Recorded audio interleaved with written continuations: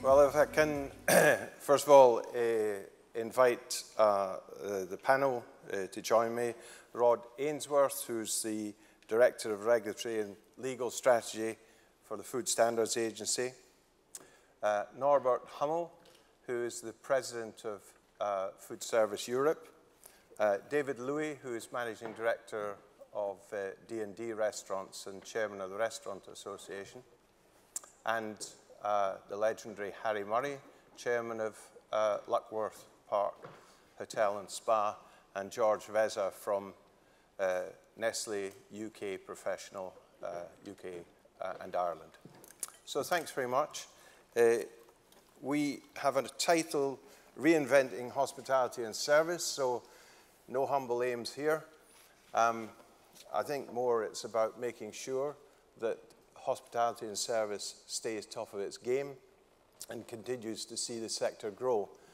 So I'd like to just ask the panel members to swiftly introduce themselves and give a quick background, starting with you, Rod. Thank you. Morning, everybody. Well, afternoon now. Yeah, I'm Rod Ainsworth. I'm from the Food Standards Agency, so this is when you boo the regulator. It's interesting that I'd be here on a panel talking about reinventing the sector, because the Food Standards Agency has spent a bit of time looking at itself, redeveloping its own strategy for the next 5 years, and I'm responsible as part of that for how we design the way we regulate. So that's taking regulation in the broader sense, not just legislation, but all the guidance, all the work that we do to influence businesses in the food and drink sector. So we're looking at that, we're developing a regulatory strategy, and I'll be happy to contribute a bit to this discussion as we go through this session. Thank you. Norbert? Thank you very much for inviting me. My name is Norbert Hummel. In real life, I am Managing Director for Austria and Hungary for Compass Group, but I'm here today in my role as a President of Food Services Europe. Some of you might have heard about Food Services Europe. Those who have not, let me quickly introduce the organization. It's an umbrella association representing the interests of 11 country organizations in Europe towards the European Union in Brussels. And we are dealing mainly with, obviously, hospitality and catering issues, legal issues in that context. Just to refer to a few, it's a relatively broad spectrum we are covering. It's obviously the VAT issue, proposal on reform of such, supposed to be introduced at the end of this year. Directives in the context of public procurement, food information for consumers. Everybody knows about allergens and labeling rules, official controls, and the mandatory fees, which are being talked about, and other issues like the reduction of food waste, recycling, and last but not least, fight against obesity, amongst a few other less important issues. Thank you. David? My name is David Lowy. I am one of the Ds of D&D London, which came out of Conran Restaurants. We have just over 30 restaurants in London, Tokyo, Paris, New York, and we're very proud also to have a restaurant in Leeds, but the majority of our restaurants and operations are in London. We also have a hotel, South Place Hotel, in the City of London, and we hope to grow more hotels, and we've got a very exciting expansion plan. I come from the operations. I started carrying bags as a young boy, making coffees, and I worked my way up, and it's the most amazing business, really, that one can actually achieve that. So I'm very proud of the business that we're in, and I hope to contribute to the panel. Harry? If Boris Johnson was Prime Minister none of you would have time to be here today because you would all be so busy. All your rooms would be full, all your restaurants would be full, all the contract caterers would be busy. So Boris Johnson certainly flew the flag for our industry, and we must applaud him for what he had to say today. It was really encouraging for all of us. My name's Harry Murray, and I'm chairman of Lucknow Park. And I was very lucky that I chose the hospitality industry. It is without doubt, hospitality and tourism is the best industry in the world. And you know, we have a room full of passionate people. But really, my role today is in fact to talk about people. We've just had a panel that talked about investment. Investment in the product, investment in bricks and mortar. But really, what we should be talking about for the future is actually investment in people. That is what we will need if we're going to succeed.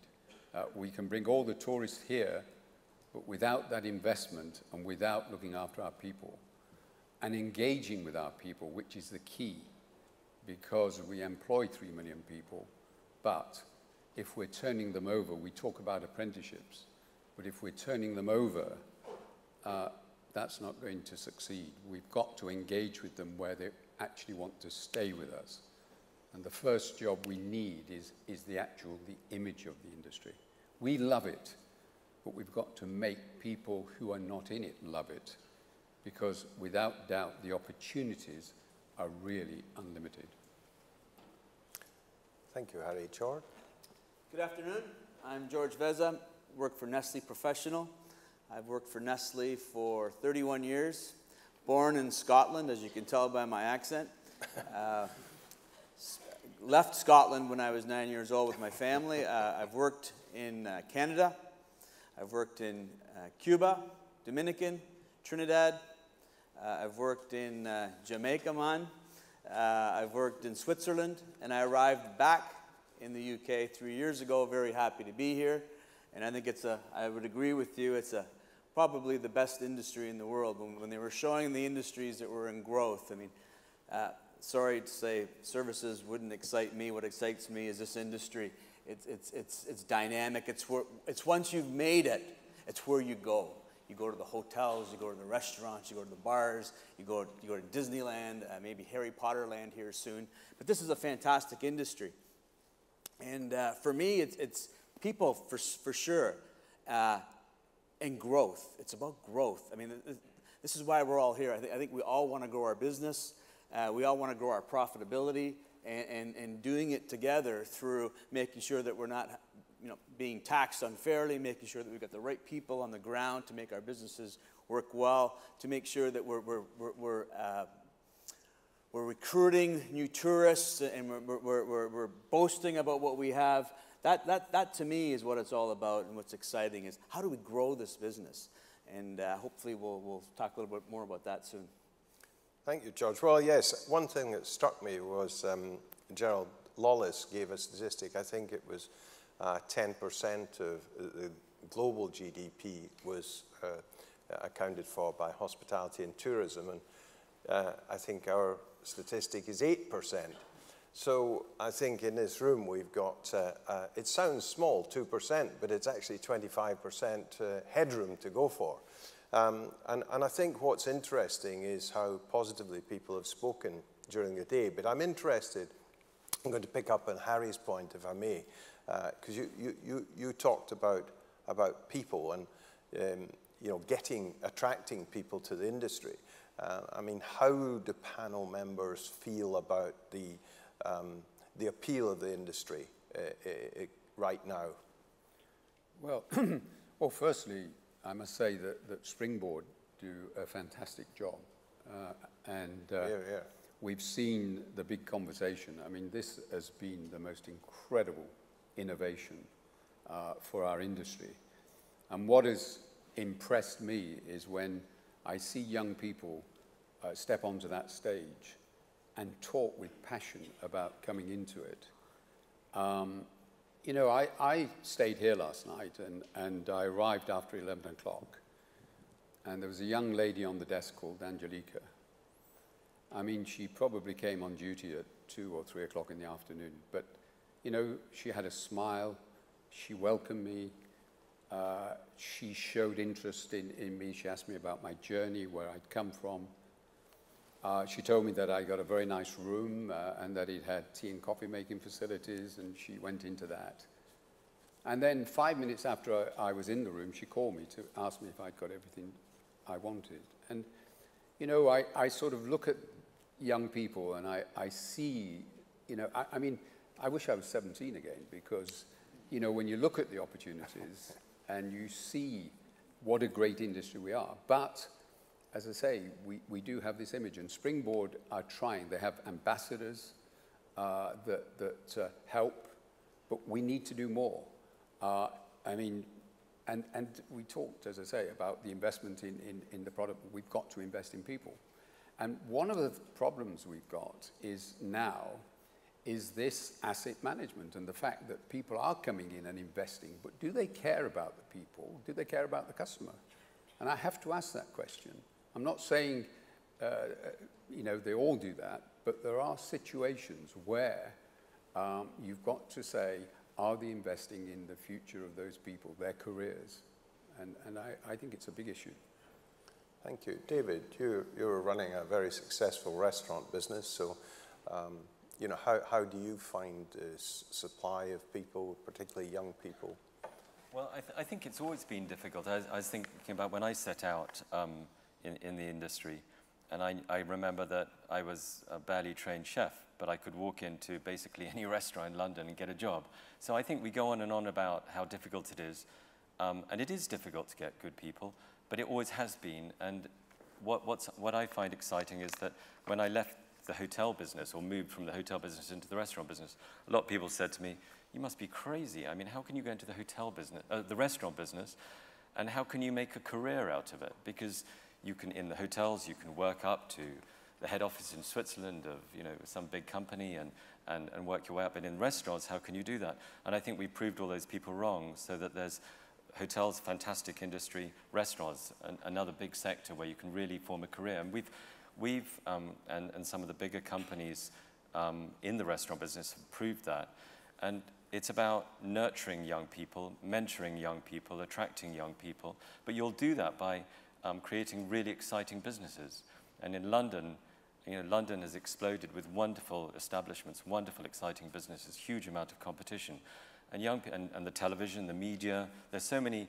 It's a much, much, much more glamorous business than it used to be many years ago. And I think, you know, we can be proud of that. And by doing that and being like that, we're attracting more and more young people. Then it's for us to look after them and mentor them. And that's why, like, the big conversation that we do in County Hall is really important, because we can get out there and speak about the success stories of these young people and show that these young kids, some of which, you know, they give experience of it brings a tear to one's eye, really, of these young kids that have been in prison and come out, and now they're managers. And I think, you know, all of us, it's a credit to our industry that you can come from Cambridge University and go there, but you can also work up from the floor. So that's a big challenge for our business, people, but I think we're getting better at it. Yes, I'd certainly agree with you. I mean, having been recently at the Springboard event and, you know, big hospitality conversations, I mean, they are a fantastic initiative. I think the industry should really congratulate itself now. I mean, one of the things that does strike me, though, in you know, sort of delving into this a bit more, is that is there sufficient recognition given to the opportunities? Bear in mind, 1 in 10 jobs in the hospitality in school life. I mean, that's an interesting question for me. George, do you have a take on that? You're involved with the Toque d'Or. You've run that for how many years? Yeah, we've been running Nestlé Toque d'Or for 27 years, and generally it's about getting the young chefs that are already in school excited about it, and getting them competing and making them feel like they're part of an exciting industry.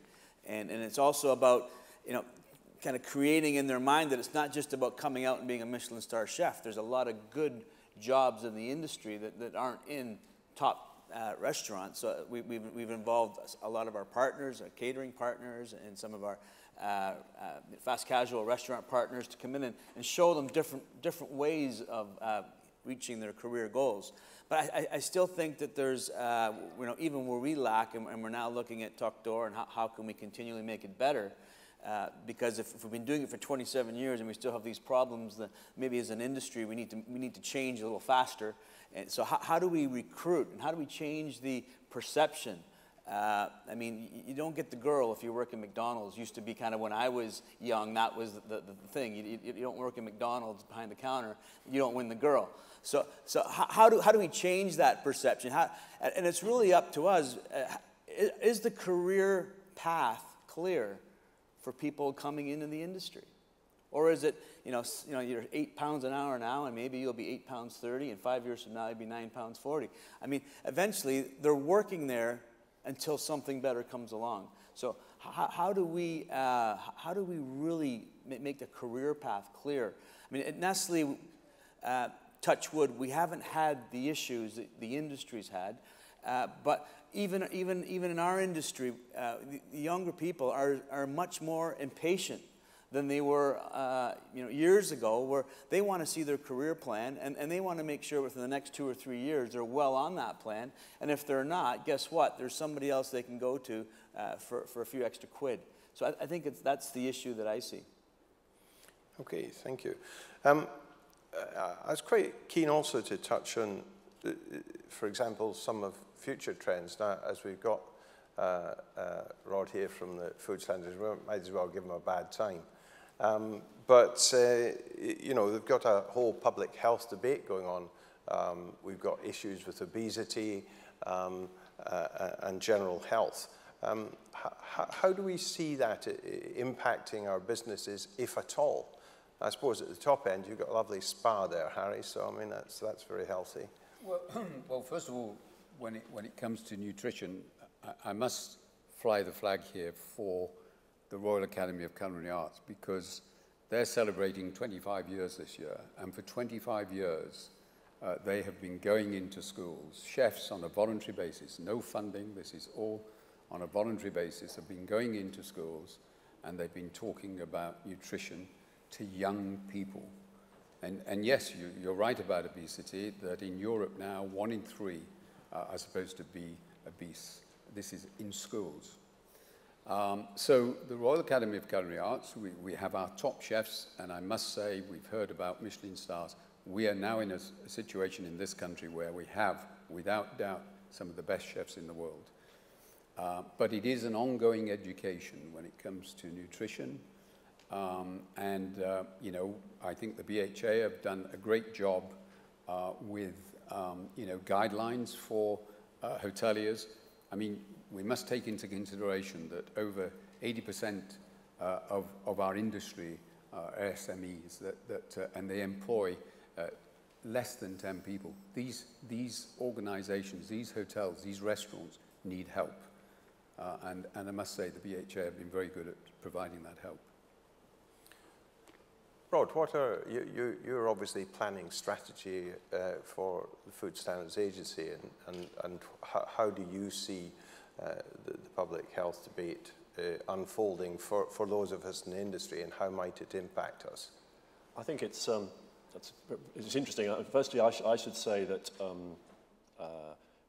it's a complicated patchwork of responsibilities so far as government and regulation is concerned in relation to nutrition. Until 2010, the Food Standards Agency would have been the authority responsible for food safety and nutrition across the whole of the UK. In 2010, in England, that responsibility moved to health ministers. In Scotland, since the 1st of April this year, we have a new, if you like, a sister body to the Food Standards Agency, which is Food Standards Scotland. And part of the rationale of Scottish ministers in creating that body was to address, they felt, the need for a stronger focus on nutrition in Scotland. So it'll be interesting to see over the next few years whether that change has the impact that Scottish ministers are looking to achieve by creating that body. In England, the Food Standards Agency doesn't have that responsibility. In Northern Ireland, we do. And so balancing, working effectively in that devolved environment is one of our challenges, frankly, for the next 5 years. More generally, I think it's interesting. I mean, more generally, we face the same problems everybody else does in attracting, retaining, enthusing young people. We've had restrictions on recruitment in the civil service generally, and the Food Standards Agency has been subject to that. So focusing on our people, making sure we have the best people we can to do the job we need to do is a vital part of delivering our strategic objectives. And we've seen most recently, for example, allergen regulations coming into force, which have had an impact, actually quite a big impact on the industry.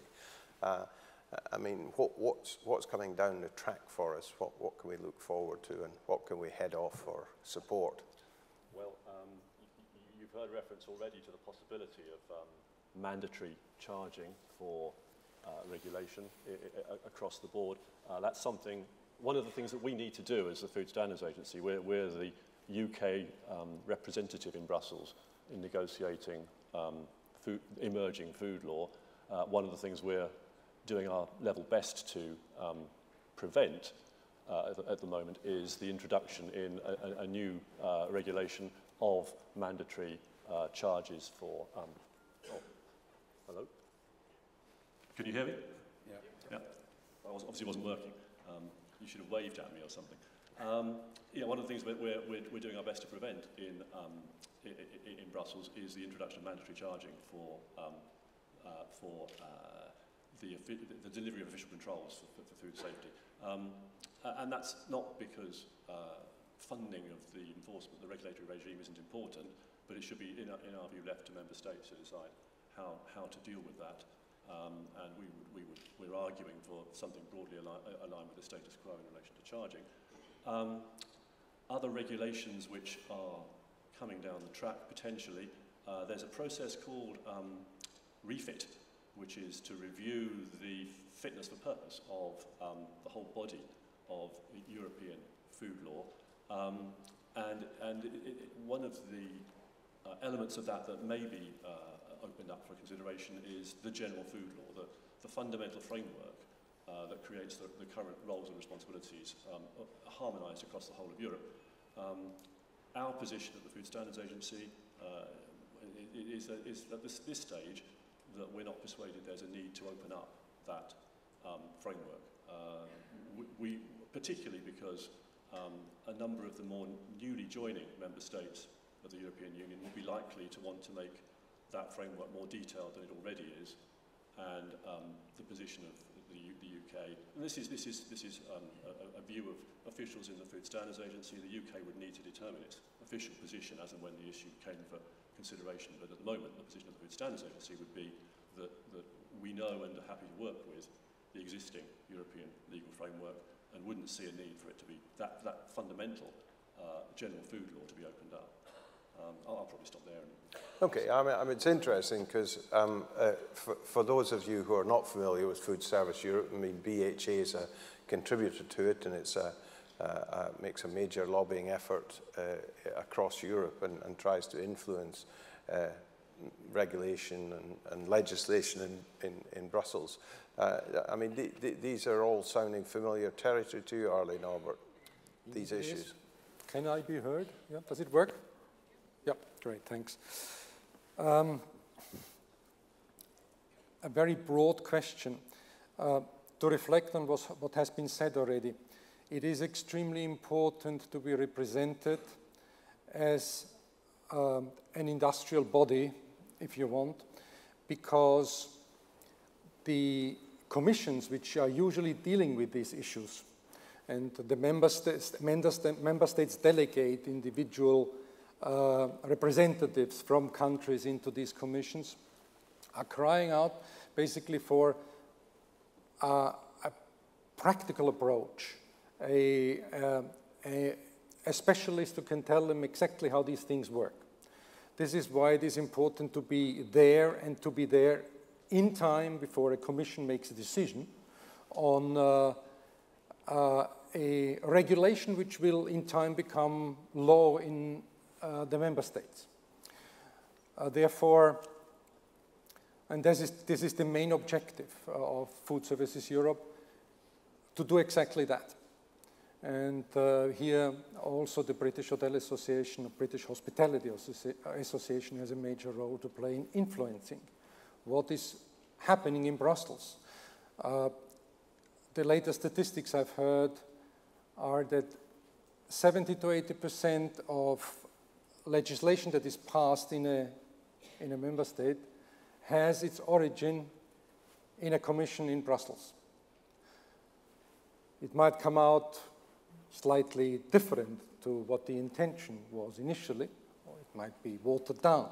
But the ideas and the objectives which we have to deal with are initiated in Brussels.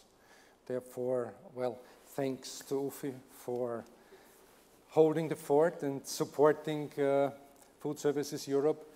I can only underline how important it is to be there to assist regulators in making a, may I use that expression, sensible decision, rather than creating something like that allergen regulation. I mean, I don't know whether you are, all of you are familiar with this, but the thing has developed from something a lot bigger, had upon the resistance of the industry been watered down, and the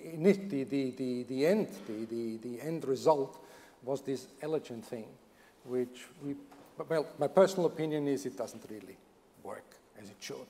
It's a good idea, but we have been too late there. And can I just ask a question? Why, you know, we have restaurants in Europe.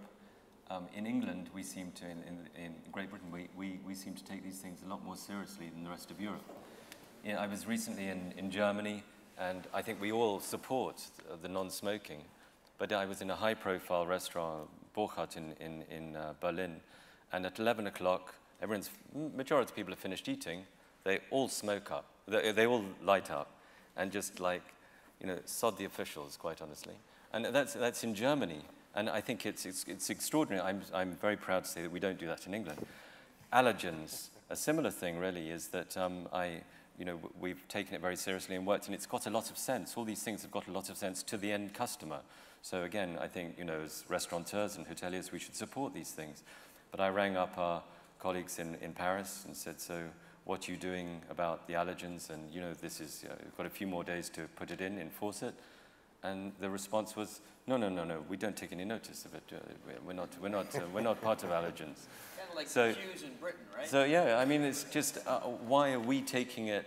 We're in Europe, but we seem to be taking all this policy and legislation a lot more seriously. We're the most disciplined country in Europe. You know, we've always had I think Norbert's disagreeing with you there, you know, but we are the most disciplined country in Europe. When a new law comes out, all the other countries say yes, and they don't take any notice. You know, I remember when we first went into Europe, I remember, you know, cheese had to be, you know, sort of at 5 degrees centigrade in the fridge. Bananas have to be a certain shape. You couldn't have a dessert trotter. You couldn't have a buffet for more than an hour and a half. You go to France, and the camembert's melting off the table. You know, it's always been this way. And not only do we do that, we then employ an inspector to make sure we do it. and charge the hotel, or the proposition is to charge the restaurateur for the benefit of the inspection. Rod, you must rise to that. Okay.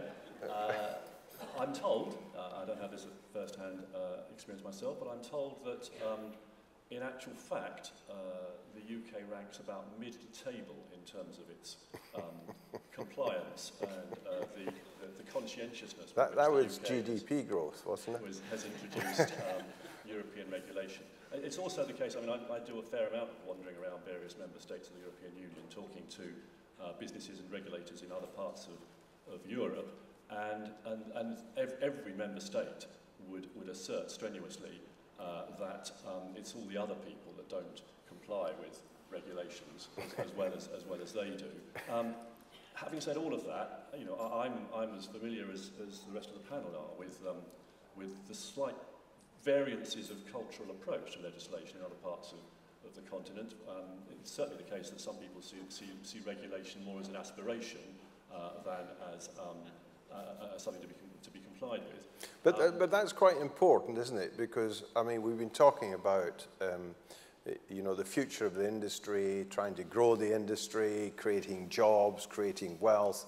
And, you know, if you regulate an industry to death, you know, and I think particularly for small businesses, you know, something like allergens or, I mean, it's not that it's not important. It's just that the weight of the legislation and the complexity of it can cause a lot of difficulties. And I suppose that's something we have to keep at the forefront of our mind. So three things, I think. Trying to remember what the third one is. We need to be better at providing guidance. I mean, a lot of the legislation is pretty dense, pretty impenetrable for small businesses. We can do more to make it easier for businesses to understand the regulations, to understand the responsibilities, and to communicate in a way that they can. But how do you see that happening? I think we don't do enough. We don't provide enough interactive guidance. We don't provide enough online. We don't provide enough that people can download onto tablets and smartphones, so that people can communicate the way they want to communicate. And is there something that BHA, the industry at large, can be doing to help in getting that transformed? They have done. Yeah, I was going to say, partly one of the reasons I'm here is we have a very good relationship with BHA. Great. I think one of the things we like about BHA is the fact that the sector and the industry recognises the value to you of having an independent regulator. You know, I think if we do our job properly, that's for the benefit of everybody. But we have to do it properly, not crush everyone with the weight of regulation. That's clearly not our purpose. The second thing I was going to say was where we can contribute to making sure that the European playing field is level, we will do so. And so we haven't necessarily been as good as we can be at raising with the Commission's inspectorate, the Food and Veterinary Office, instances where we don't believe other member states are complying in the way that we do. And so we can do more of that. Okay, great.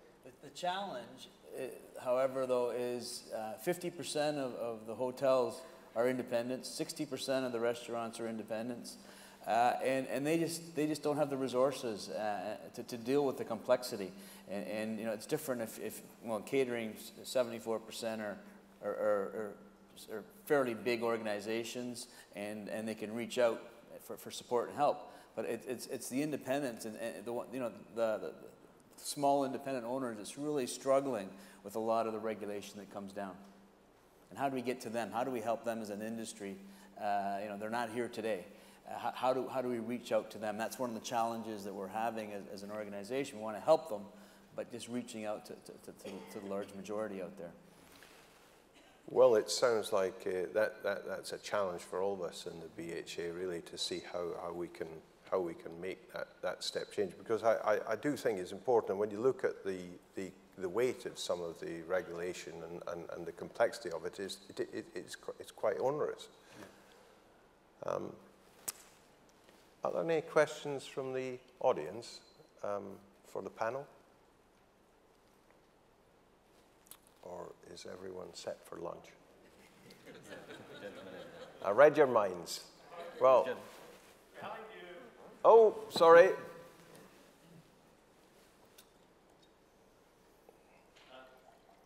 Good morning. Very good session. Thank you very much. I speak as the owner and operator of, I think, what is described as an SME. So what I perceive as a threat may not be perceived as a threat by others. But I suppose the question's really aimed at Rod. And it's Rod, you were asked a question earlier about what further legislation we might expect. Is nutritional information on menus something we should worry about? I'm afraid I have to duck that one because it's not part of the Food Standards Agency's current remit.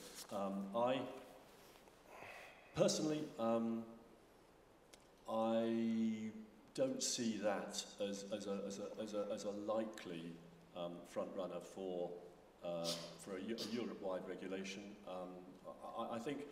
I mean, I know that generally, and some might say belatedly, the Commission is focusing on the need for growth and for enterprise to a greater extent than I think it has done previously. And I think it's becoming pretty difficult within the part of the Commission that is responsible for health and nutrition, DG Sante. It's quite difficult for them now to initiate new legislation in that area. So who knows, but I would be surprised personally. Thanks, Rod. Listen, we're talking about nutrition. I think it's lunchtime. So thanks to the panel, thanks to you. Enjoy lunch.